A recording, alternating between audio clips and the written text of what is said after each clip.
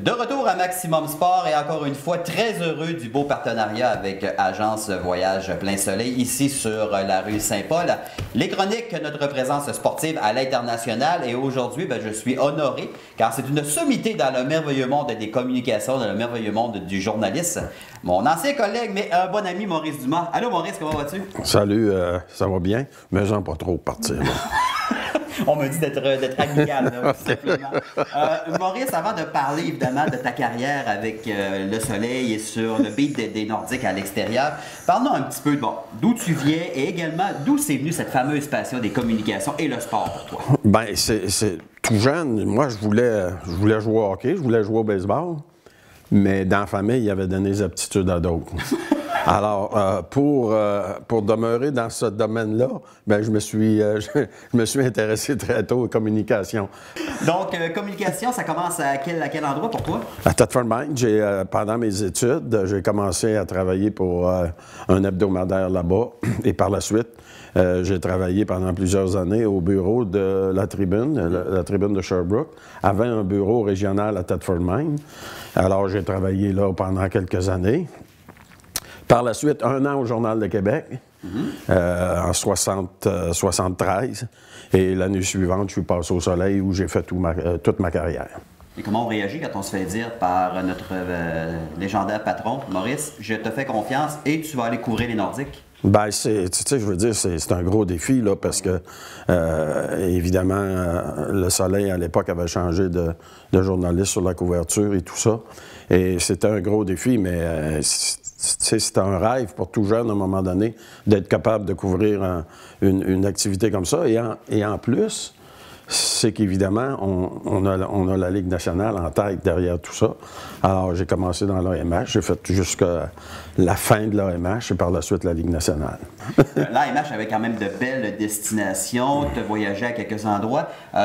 C'était un petit peu tes coups de cœur dans l'AMH, quelle ville qui t'a vraiment enivré, que tu as vraiment trippé? Et également, sous question, comment ça fonctionnait? Passiez-vous plusieurs jours dans une ville ou c'était du in and out, comme on dit?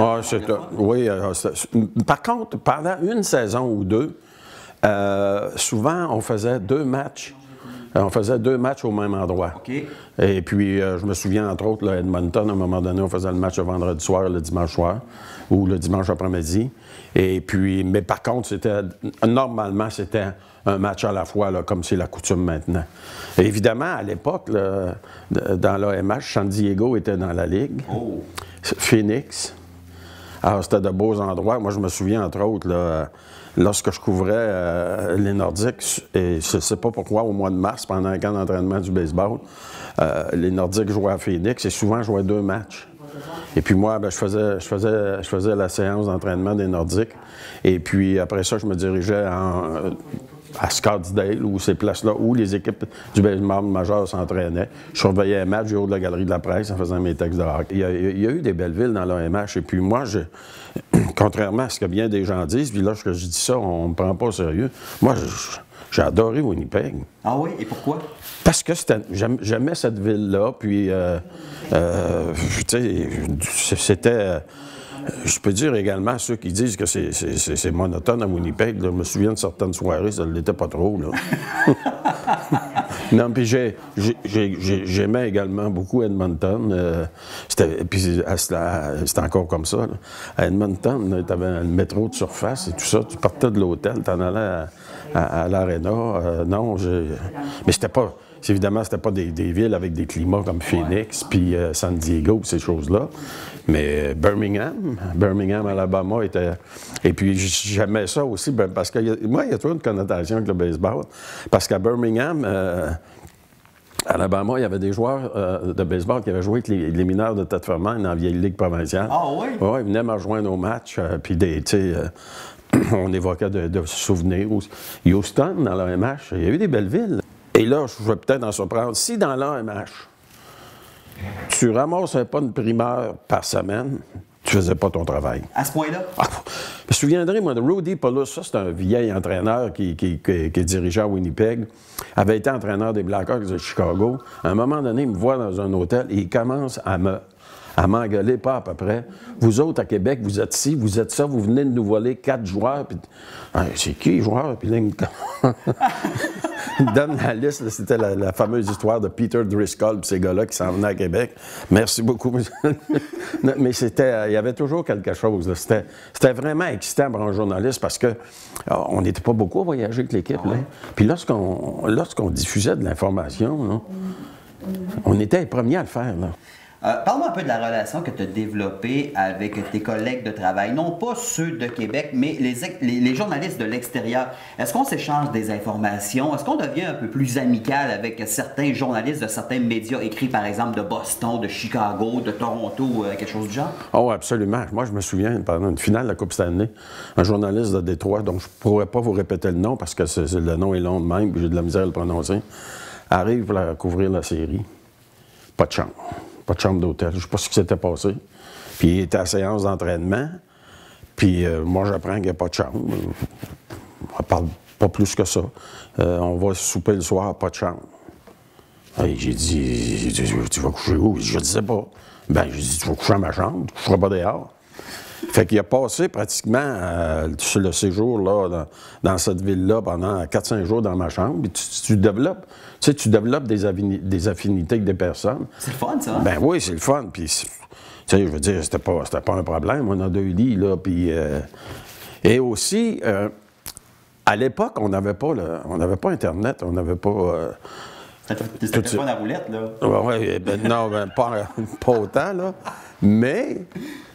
je me souviens, moi, avec des journalistes de d'autres villes, on se faisait un appel de conférence à chaque semaine. Avec un journaliste d'Edmonton, un journaliste de Winnipeg. Okay. Je me rappelle à Edmonton, on faisait ça avec Dick Truby. À Winnipeg, on faisait ça avec un dénommé Rain Davis. Mais par contre, comme c'était moi du Soleil qui était sur la conférence téléphonique, alors, les gars ne voulaient pas que je dise qu'ils faisaient ça avec moi, puis moi, je ne voulais pas que le compétiteur le sache, là. Exact. Parce que c'était une façon d'aller chercher de l'information un peu dans les autres équipes, parce que ça ne voyageait pas comme aujourd'hui, l'information. Il n'y avait pas d'Internet, ces choses-là. Mais chaque semaine, on avait une conférence téléphonique pour s'échanger de l'information, comment ça va dans votre équipe. Tu sais, souvent des banalités, mais qui font que ça devient intéressant lorsque tu es à la couverture d'une équipe. Alors, on développe des beaux liens. D'ailleurs, moi, j'hésite à le dire, là, je ne dirai pas tout, là, mais j'ai encore des liens avec un journaliste de New York de l'époque. Et lorsque Michel Bergeron était revenu à Québec, oui. tout ce que je savais ici, je lui refilais à New York. Puis lui, il n'y avait pas beaucoup d'informations là-dessus. Puis on a toujours gardé un lien là, ensemble. D'ailleurs, maintenant, il y a une grosse job à la Ligue nationale. Ah, c'est intéressant quand même. Est-ce que ça devient lourd à un moment donné de toujours faire et défaire ses bagages, être dans les aéroports et tout ça? Oui, avec le temps, je veux dire. Oui, avec le temps, à un moment donné, ça devient plus lourd parce que... sauf que dans la Ligue nationale, souvent, par contre, les Nordiques voyageaient beaucoup ce qu'on appelle des vols nolisés. Juste, tu sais, surtout lorsqu'on était dans la région de New York, Philadelphie, Pittsburgh, ces villes-là. Ça peut être rapide aussi. Oui, bien après le match, souvent, je suis revenu à Québec après un match dans ce coin-là, à minuit et demi, 1h moins quart. Là. Maurice, on connaît bien sûr ta grande passion pour le baseball. Est-ce que les voyages en Floride pour les camps d'entraînement du baseball majeur des Expos, est-ce que c'est dans tes plus beaux souvenirs, ça? Oui, c'est parmi les souvenirs intéressants parce qu'on ne se comptera pas d'histoire. Les camps d'entraînement du baseball majeur en Floride ou en Arizona, évidemment. Maintenant, il y en a beaucoup en Arizona. C'est des belles périodes, là. Il fait beau. Fin février, mois de mars. Oui, il fait beau. Il fait chaud, on joue au baseball dehors, on joue au baseball en après-midi. C'est très relax. Alors, surtout moi qui allais là, j'allais là puis je rédigeais des chroniques. Alors, tu sais, je n'étais pas sur la couverture quotidienne. Je ramassais mes informations et tout ça. Et puis, tu sais, je me dirigeais au condo à la fin de la journée. Pour faire mes affaires, mais sauf que j'avais été dehors toute la journée, là, en plein air et tout ça. Non, ça a été une période extrêmement intéressante. Maurice, je te remercie beaucoup pour cette entrevue. Belle expérience à l'extérieur, belle expérience à l'international et au national, bien entendu. Alors, belle carrière. Merci beaucoup, Maurice. Ça me fait plaisir.